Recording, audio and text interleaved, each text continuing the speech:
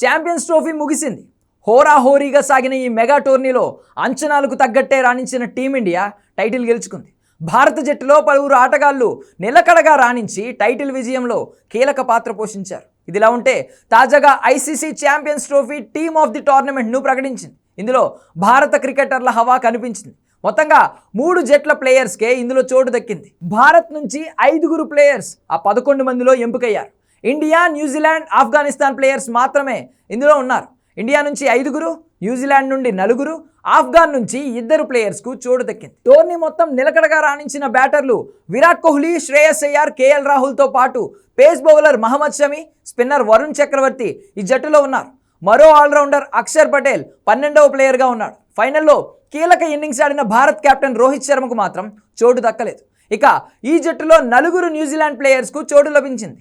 వీళ్లలో టోర్నీలో 2 సెంచరీలు చేసిన ఓపెనర్ రచిన్ రవీంద్ర ఒకరు. అతనితో పాటు టోర్నీలో తన కళ్ళు చెదిరే ఫీల్డింగ్తో అదరగొట్టిన Glenn Phillips, spinner Mitchell Santner, pace bowler Matt Henry ఉన్నారు. కెప్టెన్గా మిచెల్ శాంట్నర్కు అవకాశం దక్కింది. ఇక ఇండియా, న్యూజిలాండ్ కాకుండా ఆఫ్ఘనిస్తాన్కు చెందిన 2 ప్లేయర్స్ టీంలో ఉన్నారు. వీళ్ళలో ఛాంపియన్స్ ట్రోఫీ చరిత్రలోనే అత్యధికంగా 177 పరుగుల వ్యక్తిగత స్కోర్ చేసిన ఓపెనర్ ఇబ్రహీం జద్రాన్, మిడిల్ ఆర్డర్లో అజ్మతుల్లా ఒమర్ జాయ్లకు చోటు దక్కింది. ఛాంపియన్స్ ట్రోఫీలో మొత్తంగా 8 జట్లు పాల్గొన్న టీమ్ ఆఫ్ ది టోర్నమెంట్లో కేవలం 3 జట్లకే ప్రాతినిధ్యం దక్కింది.